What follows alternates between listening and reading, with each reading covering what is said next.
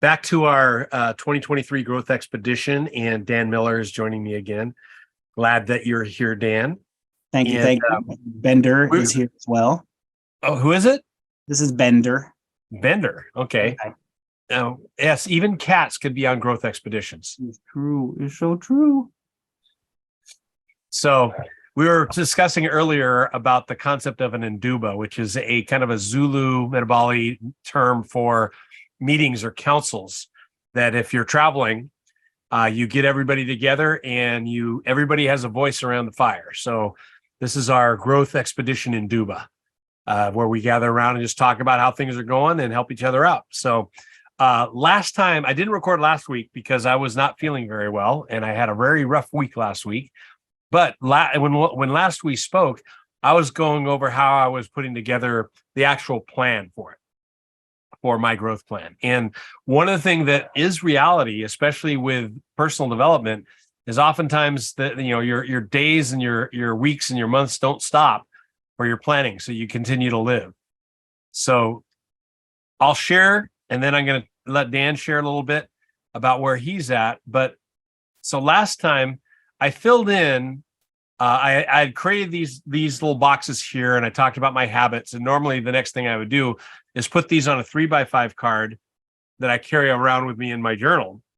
But more of that later. What I didn't do last time we spoke is I just created one kind of strip of projects for my personal, and then I cut and pasted for the other. So since last we spoke, I put together 3 projects for each of the different themes in my growth plan.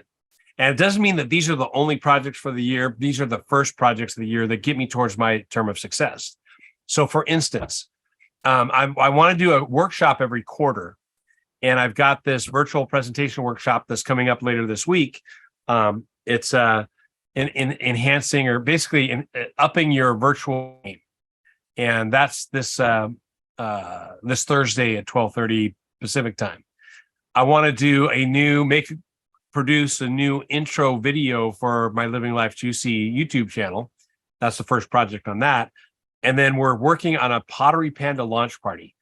And it looks like it's going to be in April. My wife has helped me out with the actual launch party. We think we've got to finish the cover. I've got to do some more edits, but we're also going to put together kind of a fund me page where you can donate some money towards the first printing, and you'll get a copy. I think we're looking at $15 for a copy, $25 for a signed copy, $50 for a hardcover signed copy. And then I think Dan was in the group that kind of came up with the idea of making either Pottery Panda bowls or mugs that you can, if you give $100, you get a hardback signed copy and if you read the story, you'll understand the significance of getting a mug instead of a bowl. Mm-hmm. So I'm going to pretend that it was made by Peter the Pottery Panda himself. Exactly. Yeah. And just the pain in the butt it is to put those handles on. So, and then for the business part, local partnerships. And that means that I'm looking to engage with people in my area. And that's all part of reinvigorating my reputation as a quality facilitator and consultant. Picturing Success campaign. And this is where the curveball came in, where instead of working on my habit lists and that kind of stuff, I was talking with another person who's helping with the Pottery Panda edit, who's also a pretty good business person in our area. And he loved the Pottery Panda. The concept that stuck out for him in the Pottery Panda was this idea of picturing success. So he challenged me to take that stuff and create a Picturing Success campaign. And the Picturing Success campaign would kind of be a higher level than Pottery Panda and other stuff, but it'd be a thing where I could bundle a whole bunch of different products. Again, this is about building the business. Mm-hmm. And just a campaign to put out there a bunch of products related to Picturing Success. So for instance, the Pottery Panda, which is related to a strategic planning workshop, but then there's also parts of Picturing Success around coaching and advising and being a thought partner with people. And so you have the business part of it, you have the personal professional development part of it, and then you also have the organizational development part of it. So that's what I was encouraged to do. And one of the first things is he suggested go check and see if the URL is out there. And so I checked, and I would have to pay somebody else for picturesuccess.com. But I did find picture-success.com, which takes you to this page. And this is part of the planning that I'm doing, is developing this page, picture-success.com. And here I still got a lot of work to do on it, but you can see it's up, it's here, and I've got a task list to do stuff. So I've got some more, but that's where I'm at to this point. Dan, tell us a little bit about what you're working on, the habits, because habits is a big thing for you, right? Yeah. With the word of the year, currently discipline, although I may change the word of the year. That's fair. Yep. That's all in bounds.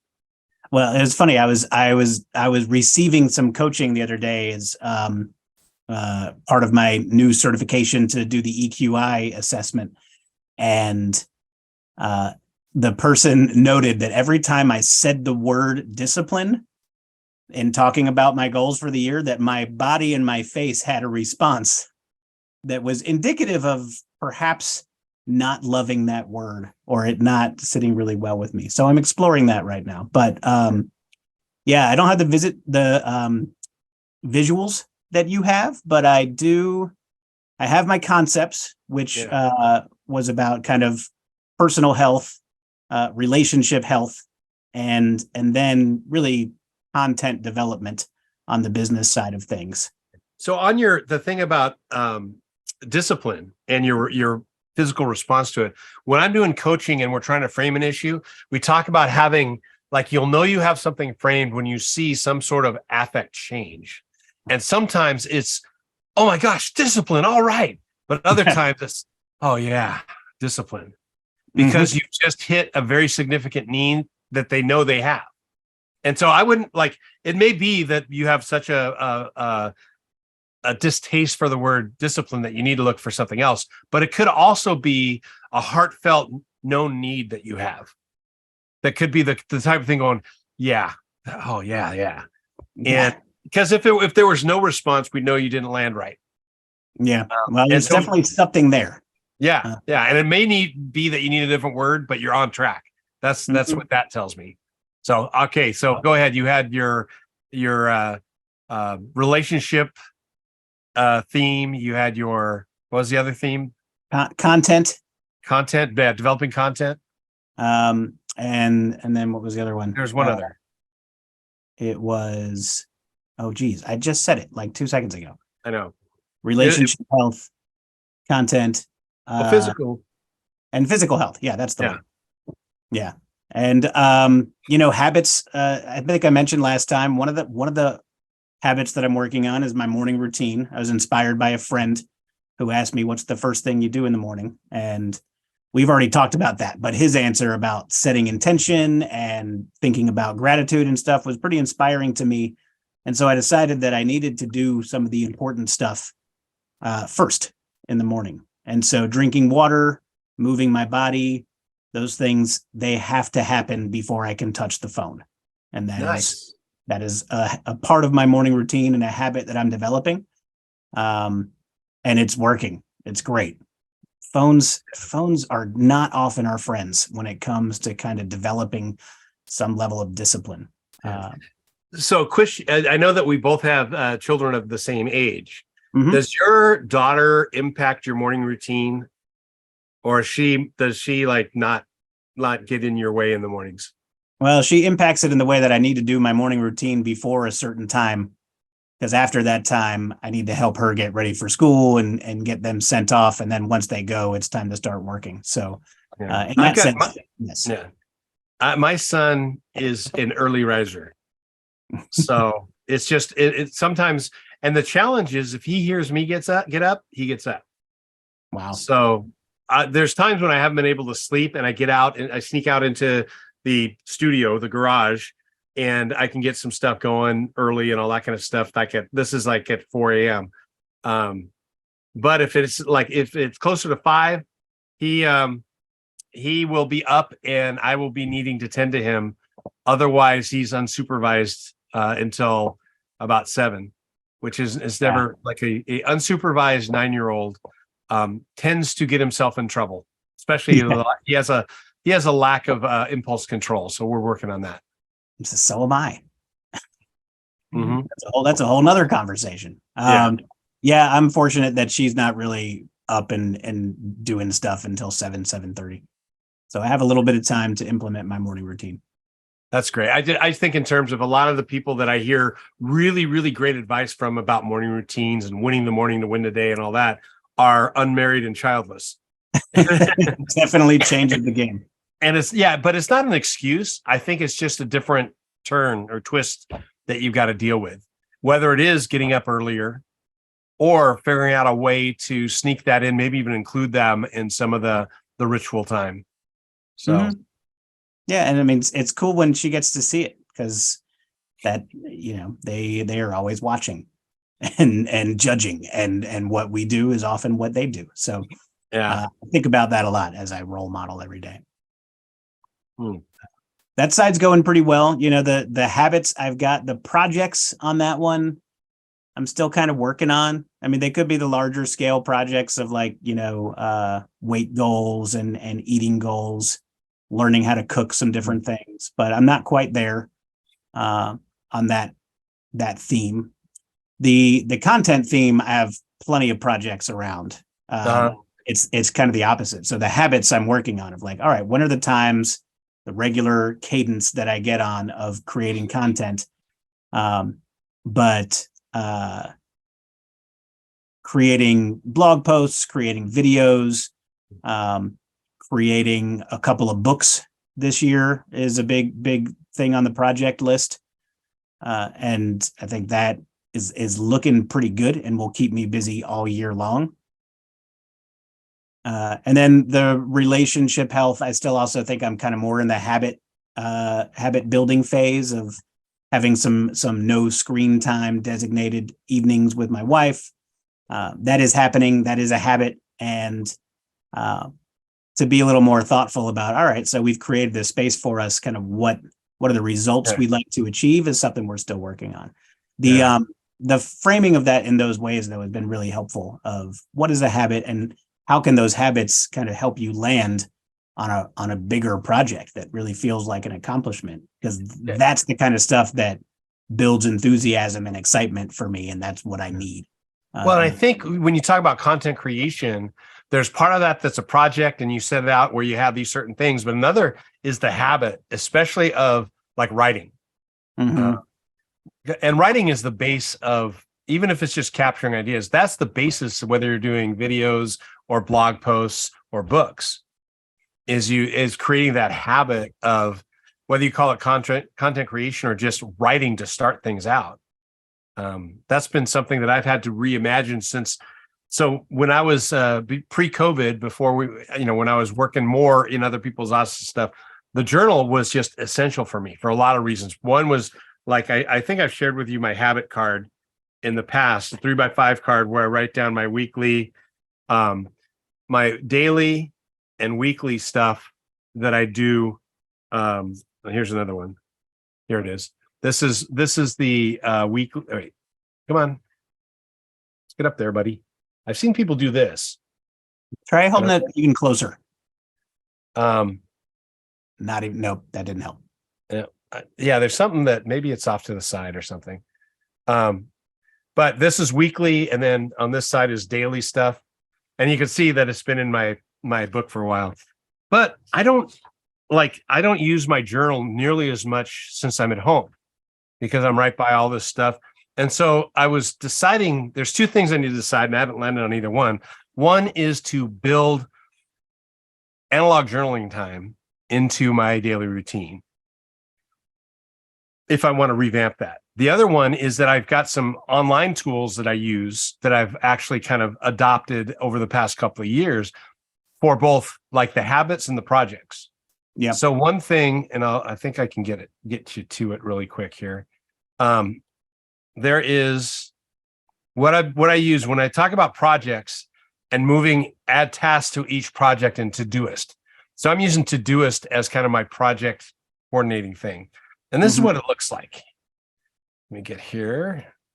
So what it does is I can go in and every day this shows up in my Todoist, but it also shows up in my Gmail calendar. So it shows up as what I've got to do today. Now I've got another view, which is upcoming, which shows me today, tomorrow, and I can move these around like a Kanban board, Mhm. move them around. So what I've done is these are all like my favorite tasks. And one of the things where I put my personal tasks is, let's see. Next tasks. So this is like my habit. So I can put these in here, and these are things that I put in there every day. And these show up every day to do these things. Hmm. And then I can also make them, I can put these in as every other work day. I can put them in on every Monday. So like developing a creative habit is every Friday. And it's not that I do it on Friday, but it's a reminder to come up of, did I work on, like, did I create some video? Did I write? And it just is a prompt that every week I do something to develop a creative habit. Now, when I was talking about so here's some of the projects I'm working on, and I've got a project for this virtual presentation workshop that's in there. And in that is a project with all these to-do lists that I can put dates on. Mm-hmm. And having that, for me, I'm not a structure guy. I wasn't. And you'd be fooled by what I'm putting out now. Yeah, you look like a structure guy right now. Yeah, and it's because what I learned is that I get to have more fun at the actual event if I've planned well. If I can be more spontaneous, I can actually do more improv if I know all the other stuff is taken care of and I'm not worried about details and all that. That's all taken care of. I can play. In fact, when I was first started figuring this out, I realized I'd done my job well. If I'm leading and I've got my staff there, if they say, "John, go away, you're getting in our way," it means I planned really well because I was just screwing around. So those are some of the things I figured out. But now, I used to do it all in the journal, and now I'm using it's really Google Calendar and Todoist because they talk to each other really well. I'm in the process of making each of you can see that right now I've got, these are the top ones. I try to do them in order. So here's the virtual presence ones. It's a not a long list because it's this Thursday. Mm-hmm. So I better have a lot of it done. But the follow-up is a guided practice group that's going to start on the 24th that hopefully this workshop will feed into. I still have to post to social media tomorrow to get some more people to sign up. But after that, it all comes down on Thursday. I just marked off a couple of things today on making the mural and doing an annotated agenda. So finding your next best step is all part of the Pottery Panda, the Picturing Success campaign. I've created my first round of to-do stuff. And then I have to finish making the course in Rise. And that's linked to the webpage stuff. So that is just some words about how I'm getting to moving projects into to-do lists. Is Todoist a subscription-based service, or do you? There's a free version, and there's a subscription piece. You can even get some add-ons. Like when I was doing some bigger projects, and I had some I had some virtual assistants and some project managers that I could put into there, and I paid it for a higher level. Mm-hmm. And then there's an add-on where you can get produce Gantt charts to give your clients as show them progress and all that kind of stuff. But I don't have any of those projects right now. So I backed it down to, I think it's the lowest level right now. My subscription is what is it? I don't even know what my subscription is now, but I think it's the lowest level. Okay. So it looks like a tool that would do really well to help manage my lack of impulse control. It does keep me accountable. It doesn't necessarily mean that I do it all the time, but it does help. It helps with my impulse control. Just keeps it in front of you all the time. Right. And it shows up on so this is kind of I'll show you what it looks like in my calendar. It makes my calendar a little bit messy, but I'm okay with that. It's a fun little peek into John Losey's life. So wow. Up here are this is like the stuff that I don't have a time for. It's just on the day. So you can see I've already done a lot of these. It doesn't cross them off here. But I've already done a lot of these. Let's see, I think. Yeah. And if you put a time in it, so every morning, 7:45, I have a time that says I've cleared my inbox. My goal is to have 0 in the inbox. And, I keep it like it goes through. This is how I keep the habit of keeping clutter out. And I don't even put it as a habit anymore because it's so ingrained now, is that the first thing I tend to do in the morning after I've kind of thought about the day, first thing I do when I open up my computer is check my inbox and see if, number one, can I answer it within 2 or 3 minutes? If I can't do that, can I schedule when to do that? If it's going to take like a half hour or so, put it in my calendar, put it in my schedule. And if I can't do that, if it's like even bigger, if it's part of a larger project, then I add it to a project. And it creates there's a place for everything. So it's kind of like a Pez dispenser approach. I know that during my day, if I have some free time, you open up the Pez dispenser and the right activity comes out of the Pez. And it allows me to be present in what I'm doing. I'm not always worried about what's next. Well, that's a lie. I try not to worry about what's next because I know that the right stuff will pop in at the right time. So that's kind of, so you can schedule them. Here I've scheduled the virtual coffee hour and I've scheduled virtual open office hours. So that's kind of how I can create appointments out of to-dos. So you have your list of stuff. You change that list to to-dos and then to-dos to events.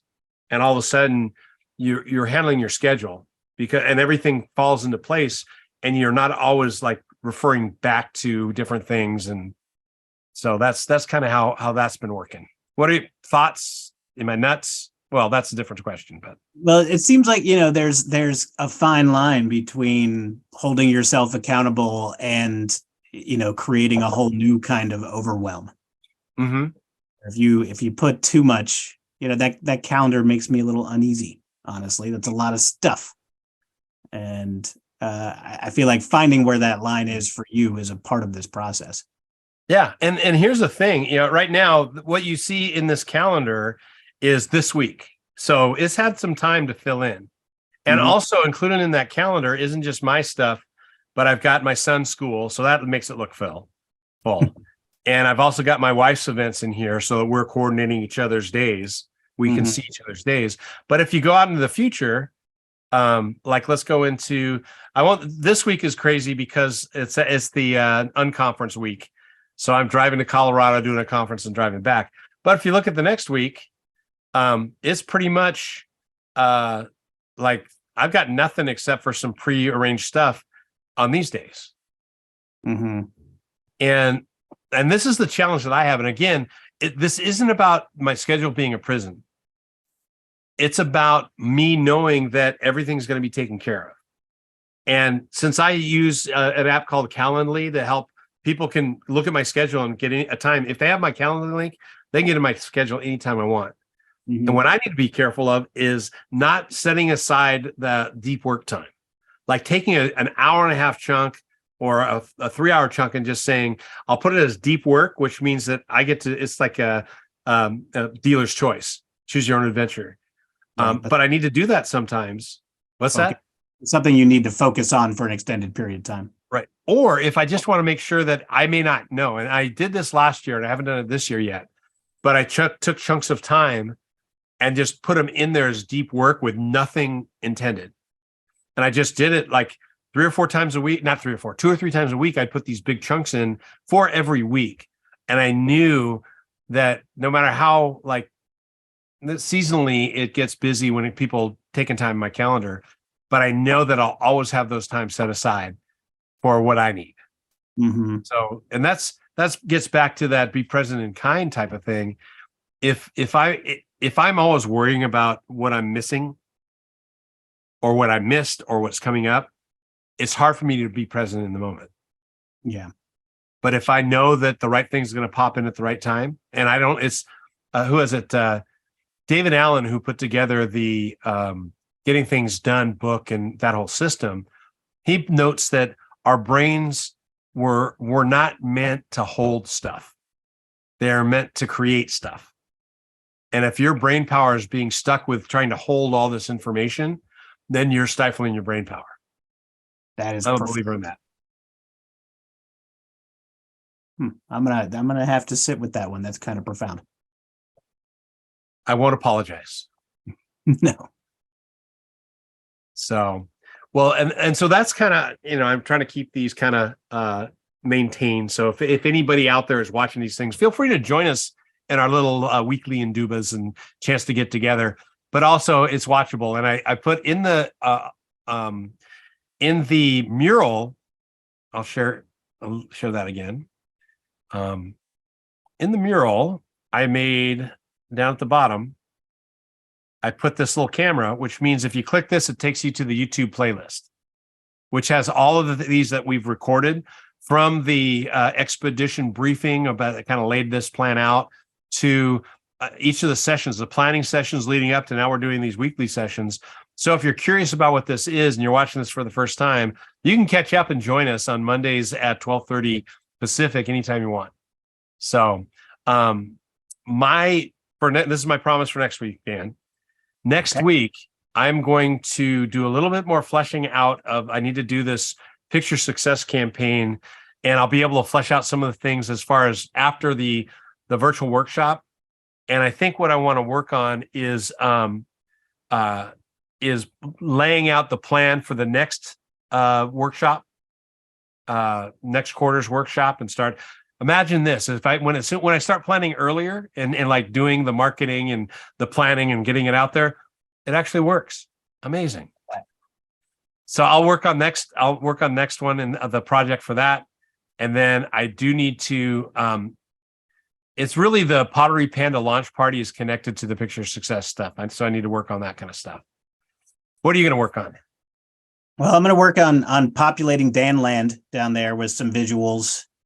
If nothing else, having that visual to make it so I don't have to hold it in my brain, but I can refer to it, I think will be helpful. And then start to, I think make progress on some of the bigger projects, but also figure out how I can make that progress visual. And because that helps motivate me a lot. If it's just a little bar that I fill up, slowly or something like that, or boxes that I check off, that definitely motivates me. So I'll include them in there. Yeah. That's something I really appreciate about this process, John, is taking it out of my head and making it something, at least digitally, and maybe with an analog journal, something that I can touch, I can move, I can see every day. If I don't do that, I do try to hold it all in my head. And apparently that may suck away some of my brain power from other things. Yeah. Are you a David Wilcox fan? Yes, I am. Being in Asheville, you should be, but he's got a great song called "I've Got to Empty Out the Inside of My Head." Yeah, it's a good listen. So, and with that, I think it's important you remember that this planning process doesn't mean to keep you from living your life. It's planning on the go.